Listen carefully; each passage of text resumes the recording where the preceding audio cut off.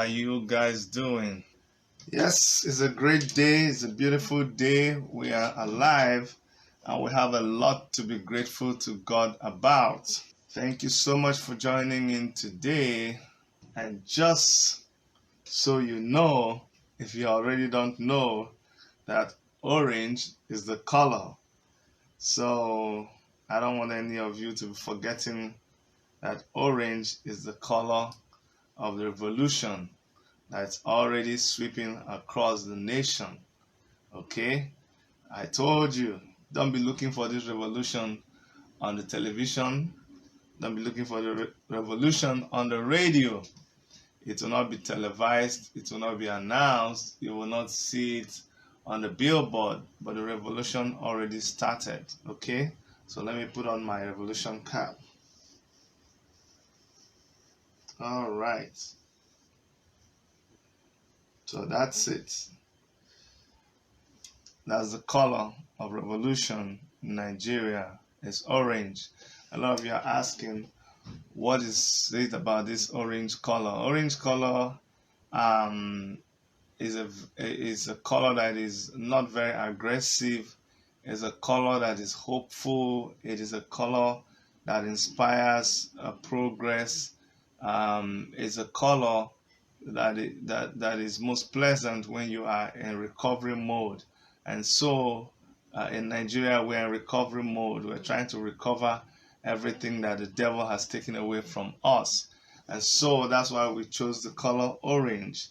Other people might even think that you belong to a cult or other things when you begin to wear like black, red, or yellow, or any other color. So we try to look for a color that is more accommodating to people. But today we're not going to be talking about colors. Today we're talking about a lady by the name of BISOLA JOHNSON, who came out. It's actually been a long time she's been on this thing, but recently she caught our attention when she appeared at the demonstration that was going on at the Koza Church, I think in Lagos, where she talked about her contact with TB Joshua. Jemima Ejikeme Chooks, thank you so much for coming on. So we made contact with her. She had written a book about TB Joshua. So today we're going to be discussing this book, and beyond that, we want her to be able to tell us directly what she's been writing in that book. So I'm going to call her in on her phone, and let me warn you that the reception is not so perfect, but we're going to hope that our connection will be okay and we'll get a chance to hear from her. There are some other people also who she had contacted and who will be willing to speak to us about this issue. All we really want to know is the truth. A lot of people have said, well, Chidi, don't do this, don't talk about this. And I'm like, no. We should talk about it. We should be able to establish the truth. We shouldn't just let things just fly about, okay? If someone is saying something that is derogatory or damaging against some other person, we need to establish the truth. And somebody is manipulating other people to their own advantage, that is detrimental to our society. So we also need to seek the truth. Okay, so go ahead and share the video, but we'll have the full interview also on our YouTube channel when we're done with this interview. So I'm going to place a call right now to BISOLA JOHNSON way back in Lagos, Nigeria, and I am hopeful that she will come live.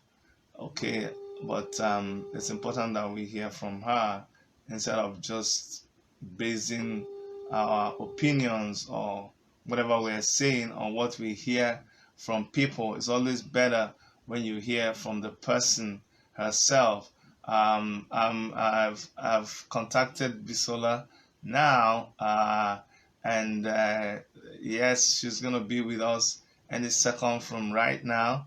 And ladies and gentlemen, without wasting a lot of your time, I'd like to introduce Bisola to you. Bisola, how are you? Okay, let me just switch the camera so people can see you. All right, all right. So, ladies and gentlemen, that is Bisola for you. I hope we can all hear you. Let me move this aside. Okay, all right. So, Bisola, how are you? I'm good. I'm good. I'm good. How are you too? I'm good. I'm good. Yeah, just fixing your camera to let it stay still and steady. Yeah. That's good enough. We can see you. It's clear. Okay, so Thank you very much. yeah, thank you for accepting to come on the show. I really appreciate your taking my call and you accepting to come to help us clear issues.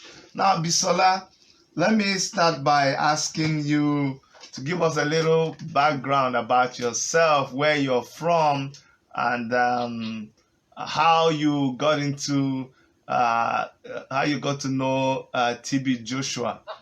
Just give us a summary. We don't have to get all the details. That's right, because it's a kind of long story. Exactly, and you already and you wrote a book, so there's a lot of things that I'm sure you've talked about in the book. But sometimes, exactly.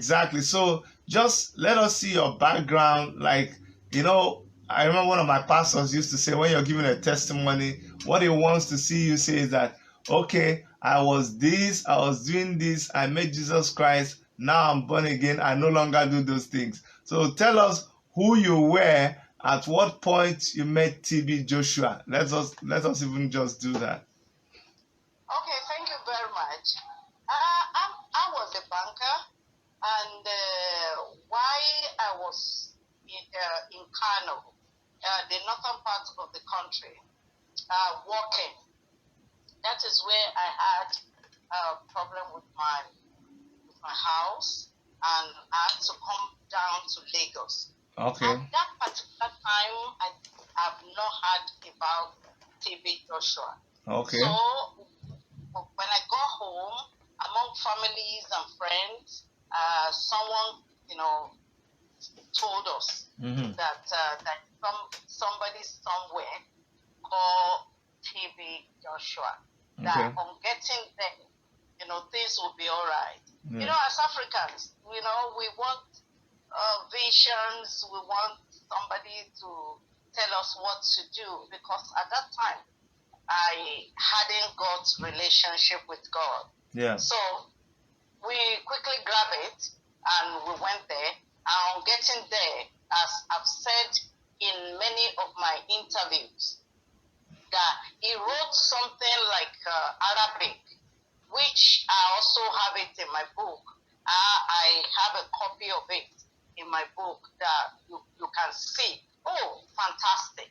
I don't know if you can see.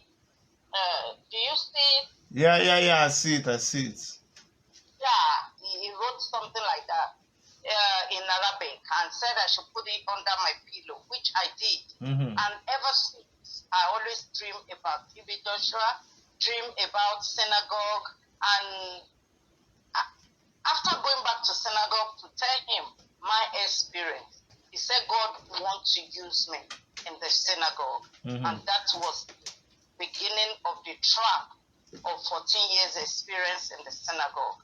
And while in the synagogue, I witnessed a lot of things that are not godly, things that are not scriptural. He made us to understand that we must help God, that God cannot do certain things. So we have to lie to deceive people that visit synagogue in order for them to believe that they have gotten their healing or miracle. Okay, okay. Let me don't. Sorry, I'm cutting you short.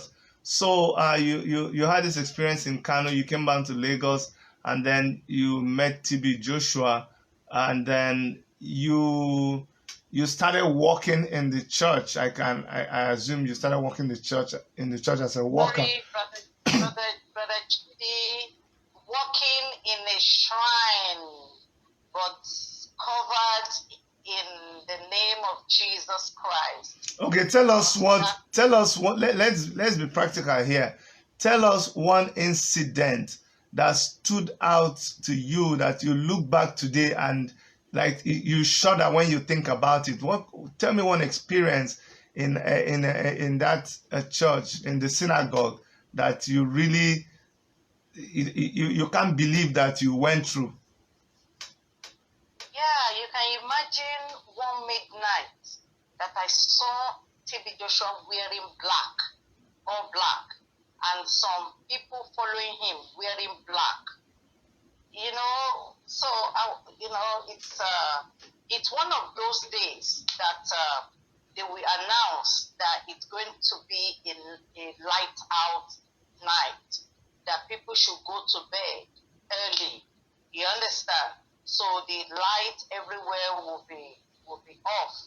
So I started thinking, what is going on here? And also, there are some people that usually visit him. The way they dress, you know that these are not church people.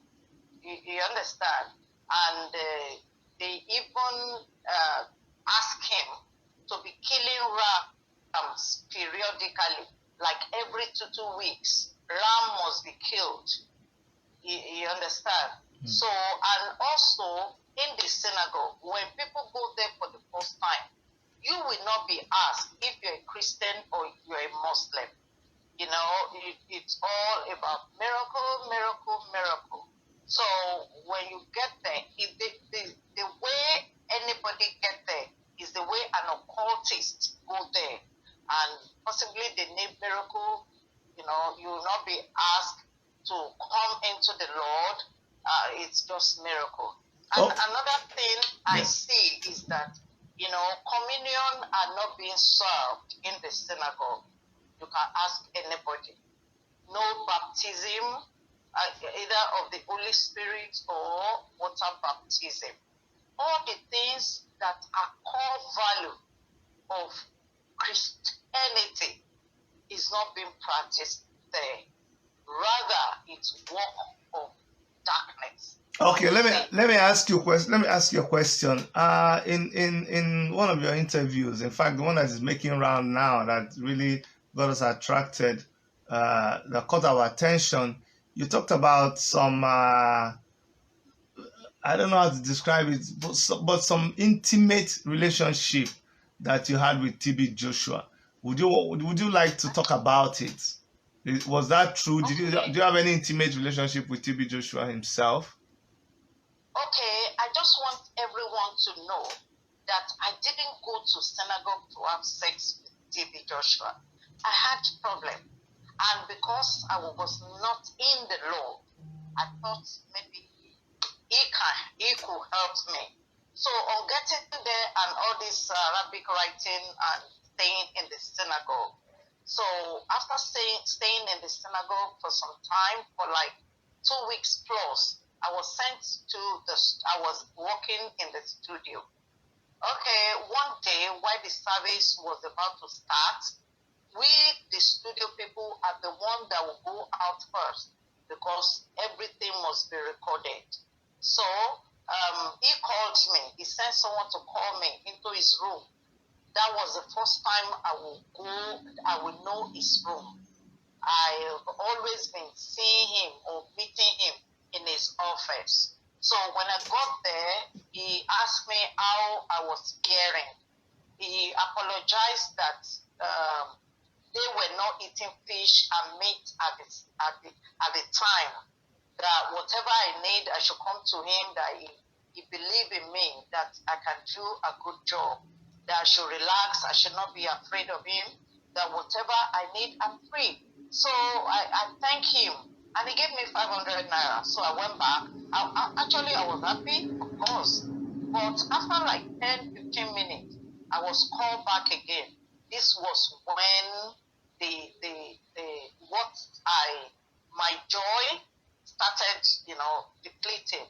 Okay, because he was sitting with wrapping his waist with a white towel. So in my mind, I thought he was going to the toilet or going to the shower or coming out of shower in order to prepare for the service. But unfortunately, when I got there was no light in that room, I remember. So I thought maybe Nigerian thing. Before I left studio to that place, possibly NEPA has taken light. So, but he had a candle light. Coming into such environment, I didn't see clearly. So I knelt down by the door. Then he now said I should come nearer to him. On getting used to the room, I saw that his towel was shifted and his manhood was open. So I didn't want to embarrass him because I thought maybe it was unintentional. So I stayed where I was and bent my head down in order not to embarrass him. But he now stretched out. He now reached out to me and dragged my hand and placed my hand on what I was fearing and was using it to rub it. Say, I shouldn't worry, still saying the same thing. Don't worry, you are here. I'm everything to you. Whatever you need, I will give you. Just don't worry. But a lot of things was going on in my mind. Not that I was a saint, maybe not that I was a virgin, but I was just thinking in my mind that, if such a thing happened here, what about those people coming for miracle? At that particular time, I can't even pinpoint the miracle I've received. You understand?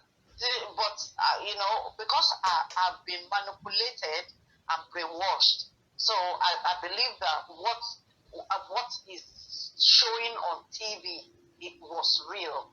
So I was feeling for those people coming for miracle, that if anything like this happened, the power will be gone. And, I can't afford to do that. So I resisted and he asked me to go. It was after the service that day that he now, it's like I was just in his room and he forced me. He forced me into sex. Okay. I really wanted to hear that from you, because a lot of people have said, "Oh, you know what? This woman has a mental case. You say one thing today and then you say another thing tomorrow." I've heard you recount this story elsewhere, and I wanted to hear you say it again, because when you keep saying something, it's easier. People can pick loopholes in what you have said, but I just wanted you to recount it again on our platform. Now, they claim that you have a mental problem. Have you had any mental issues? Have you had to go see any doctor or psychiatrist because of a mental problem? Thank you, brother, and everyone out there. Okay, I want to let us go on a journey. Okay, Bisola had mental problem, right?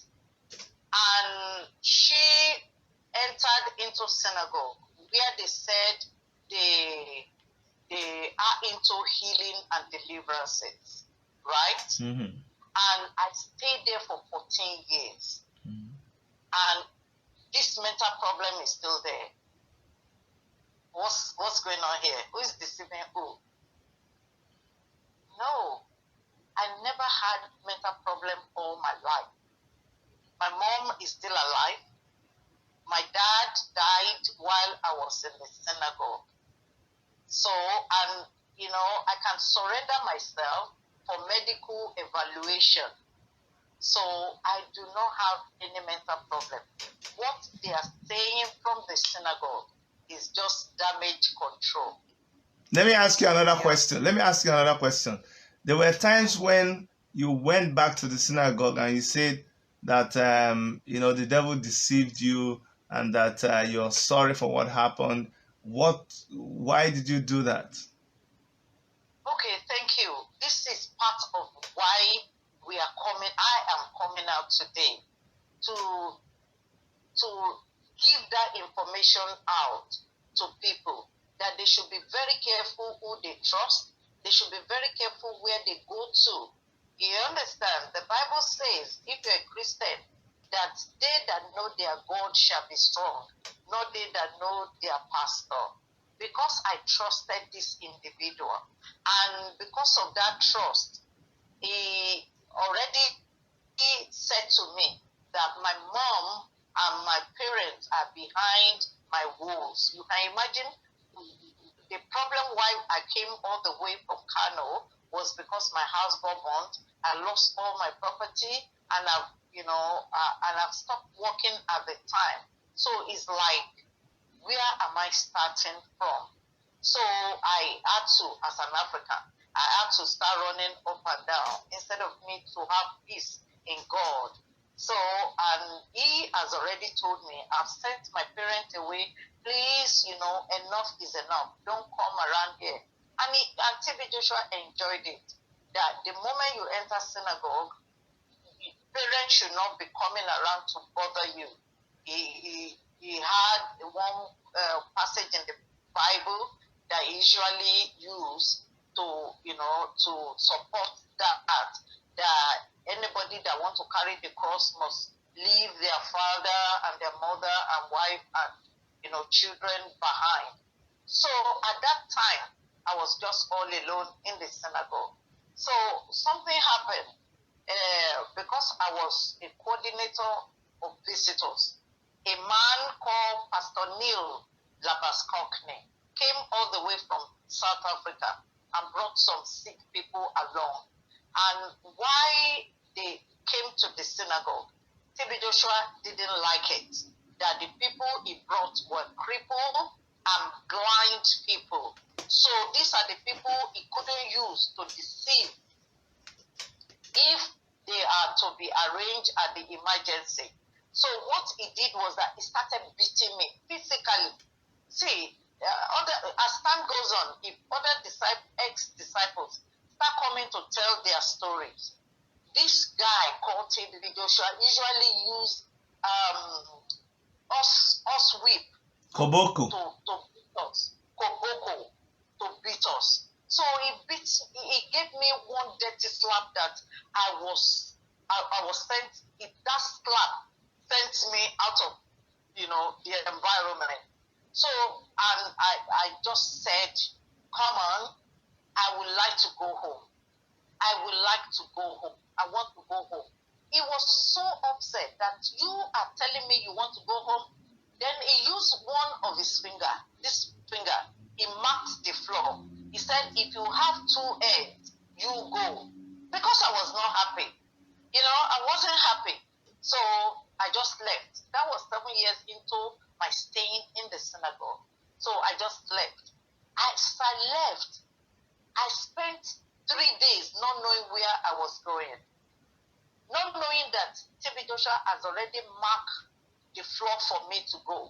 And because I don't know God, I was vulnerable. So I had to return back to the synagogue. And when I got back, they brought me in and they said, because I walked out on him, I must go and give confession. There are a lot of people's confession in synagogue studio.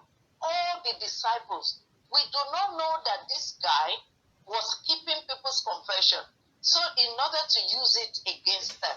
Let me ask you a question. Here, Bisola. Yes.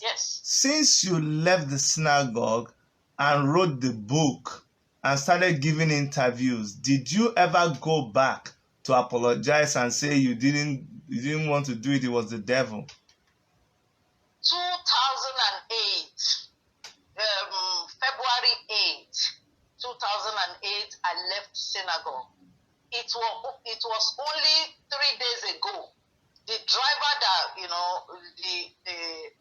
Uber driver who took me, that missed road, was the only time, 3 days ago, was the only time I passed in front of synagogue. Okay, Since 2008, I never go back there.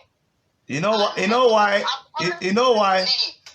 I had to ask you. You know why I had to ask you this question, because I am into media. I know what can happen. I'm trying to be as neutral as possible, but I'm tired of people manipulating stories.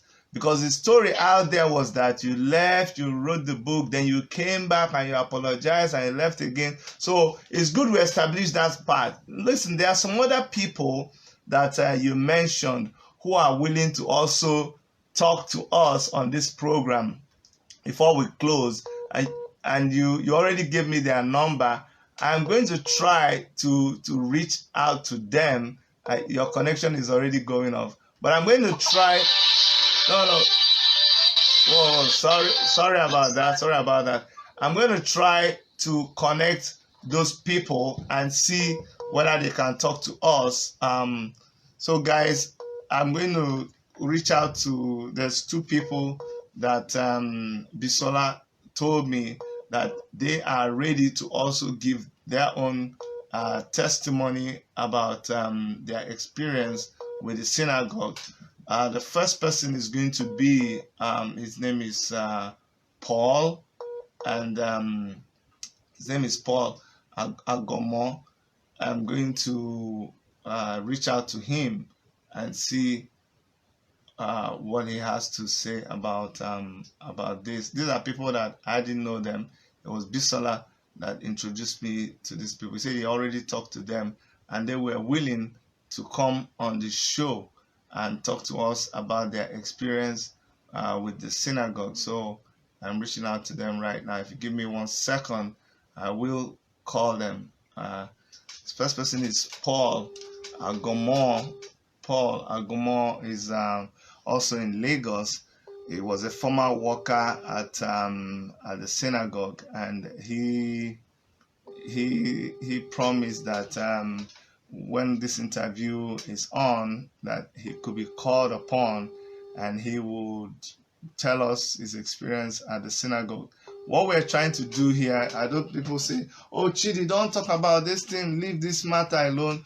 But we've gone beyond that. In Nigeria now, with the revolution now, we are talking, we are speaking. We want to establish if BISOLA Johnson is telling us a lie, is the one manipulating us, our anger and our frustration will be turned towards her.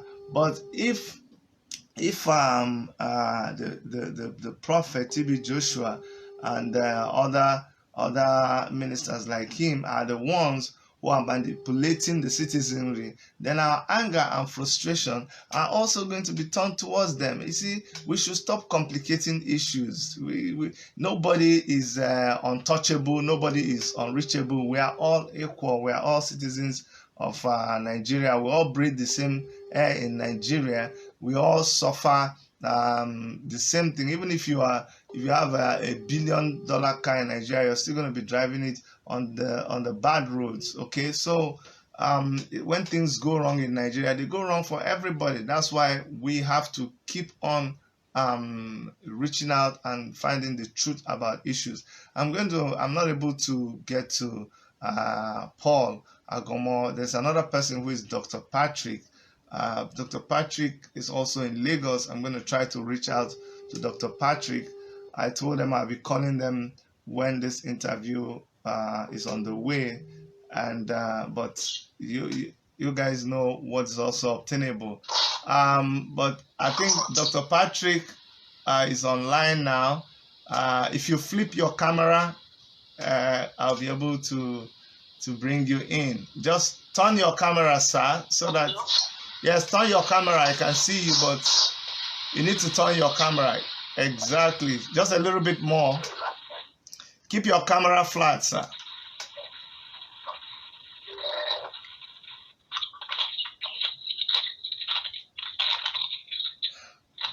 Can you turn your camera, sir? Can you turn your camera? Keep your camera flat. Keep your camera flat. Yes, turn your camera. Your camera is like this. Just turn it so that exactly. Awesome, awesome.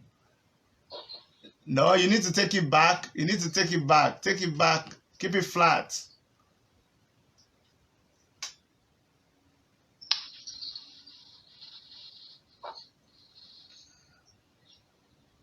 Exactly. Okay, beautiful. It's fine now. It's fine. All right, ladies and gentlemen, we have Dr. Patrick. We're going to make this. We're going to make it quick because I know the connection may go off any time now. Dr. Patrick, thank you for taking my call. Please let me know what is your experience with the synagogue and Prophet TB Joshua.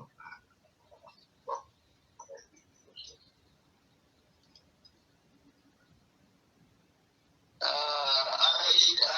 did not learn too much of them, but when I was working with a laboratory outfit in Lagos, I seen many of their members who came up for laboratory exams to examine whether the HIV has gone or still there. But at some time, we now understand that the pastor of that synagogue was requesting the laboratory MD to always write negative for those people who come to his lab for nation, whether their HIV status has been healed or is still present. And we were told that the truth set free, this truth secure and protect, the truth make people progress. Therefore,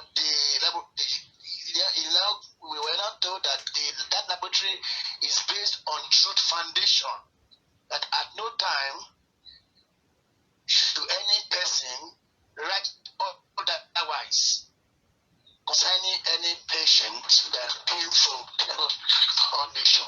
And whatever their result read is what the lab scientists should write. Let me understand, sir. What you're trying to say? Let me understand, Because sir. Yeah. I think you should reduce your volume. Reduce the volume of your thing. It's echoing. So what you're saying is that when you were working in that lab, that the TB Joshua and people from the synagogue, that came up for lab HIV test. Okay, so that's people who came with HIV positive to their church. They will send them to you for examination, and they asked you to always write negative, showing that they were cured of AIDS, right? Yes, I work in that establishment. All right, the MD of that day was telling us that is some of the report he received from TB Joshua, that he should write always negative. Oh. Every person who come up with HIV test, and he has to send his nurses back to him that we don't do that. We report honestly whatever we find in their blood. Did you, when you told TB Joshua this, what did he say? What did he do? Did nothing in person, but we were told that member of his church came to that lab. It was the MD of that lab that told us that. Okay, I see. That we should always make sure that we don't alter results. Yes, the results are to be presented the way they are. Okay, so hello? Yes, I understand you. So what you're saying is that some people came from the synagogue requesting that this test that they should always be marked negative, so that what it looks like to me is that when these people come with HIV infection, and then after praying for them, they send them to go and do a test. So the test is supposed to now come back negative, showing that they were cured, because it would have been manipulated at the laboratory. Okay. All right. Thank you very much, sir. I wanted to get this aspect. Thank you so much. Okay. Your connection is not very good again. We can't hear you very well. We can't hear you, but thank you so much, sir. Thank you very much. Okay, so that was Dr. Patrick. I forgot to ask him the name of the facility. But since we're not hearing from the MD of that facility, I just wanted to ask him what he personally wants to say. Now I'm gonna try to reach out to Paul Agomo again and see if we can get him on the phone to talk to us. I'm calling him back. If I'm not able to get him on the phone, then I'm going to bring back BISOLA Johnson to continue talking to us. Okay, I am not hearing from Paul. You know what? I'm going to place a direct call. Okay, good. Paul is connecting. Okay, wonderful. Paul, can you turn your camera, turn your phone so that it's horizontal?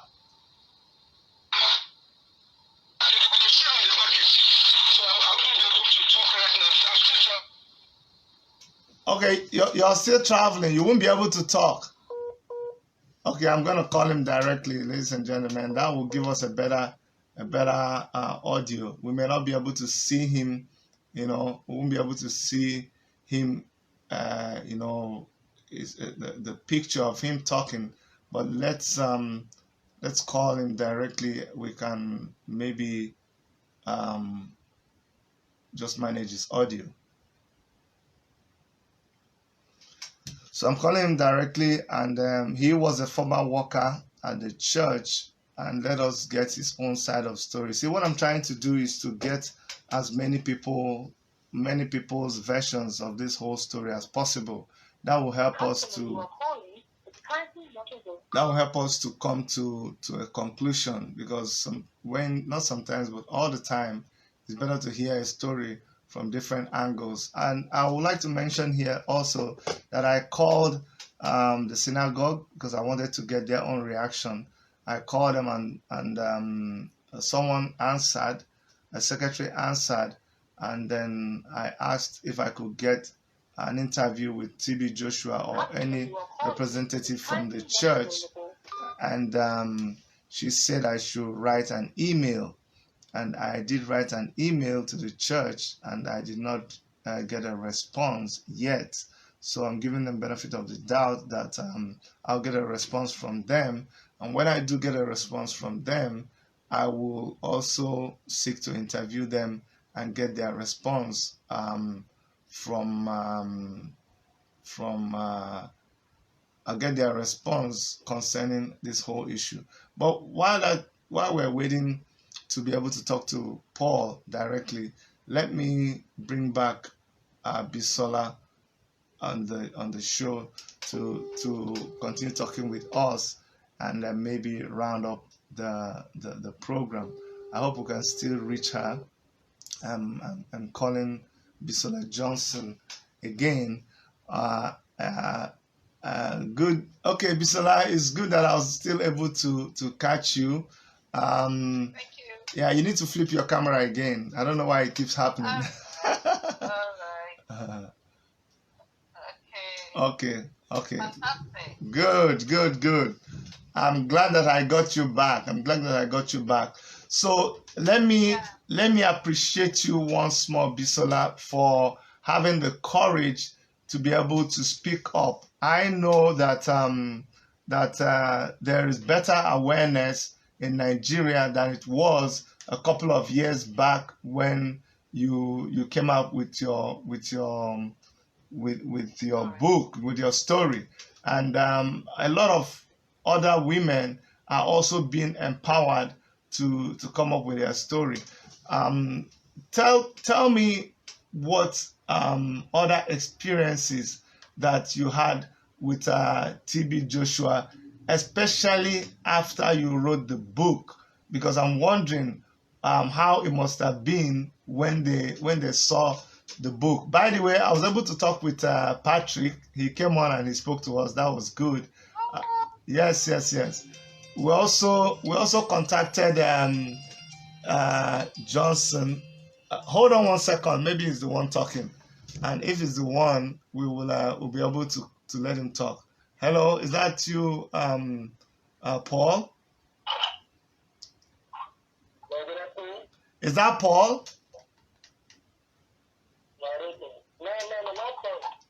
Okay, who is this, please? My name is Stanley. Your name is Stanley. Where are you calling from? Stanley. I'm calling from Lagos State. Okay, good. Stanley, you're calling me right on a program. I'm live on a program. Are you calling me about the program? Of course. Yes. Okay, good. Your number is not showing. I usually don't pick calls without any number. Your number is hidden, but go ahead. What is it you want to tell us? I don't know what the call is. Huh? I don't know what the call is. Now we check the line of call. You will do what?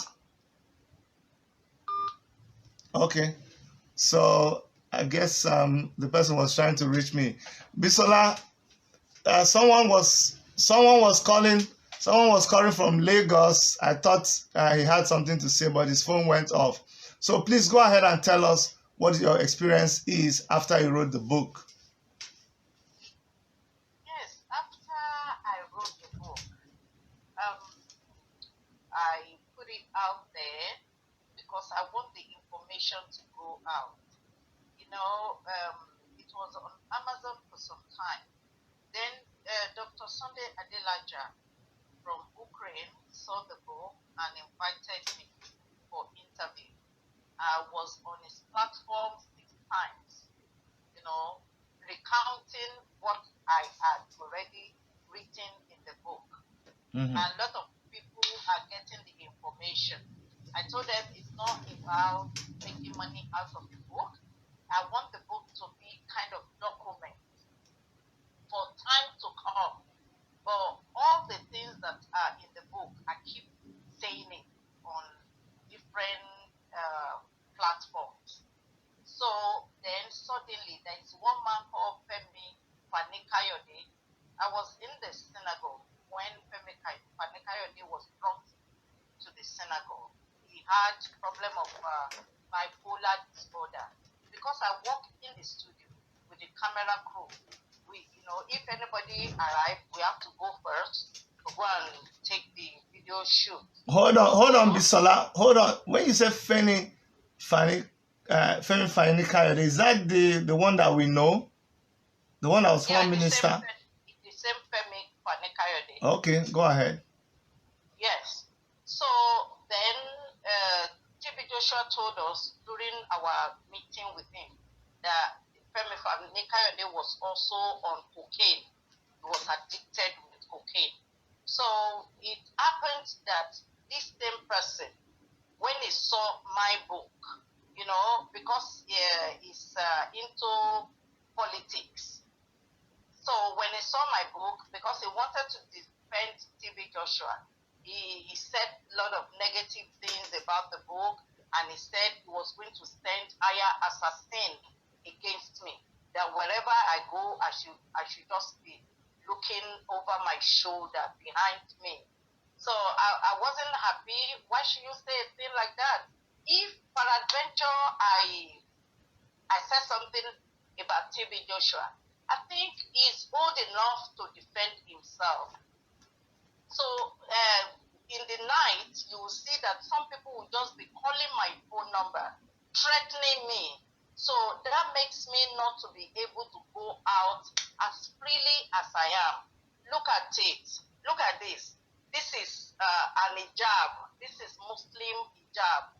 Most times if I go out, I'm always on hijab because of these people. You may say, why don't I go to the security agency? But we all know what Nigeria is about. Take for instance, there is a case against TB Joshua in Lagos High Court, Ikeja, where a family took TB Joshua because he deflowered or he disvirgin 3 minor girls of the same father, of the same mother.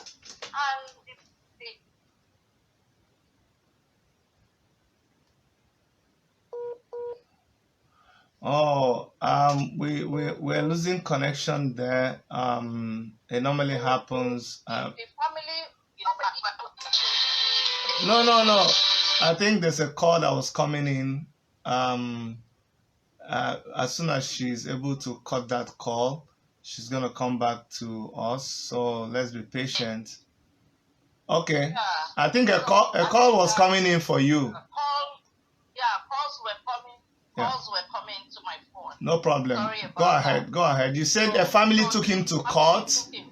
Yeah, they took him to court. Do you know that this case has been in court for the past like 17 years?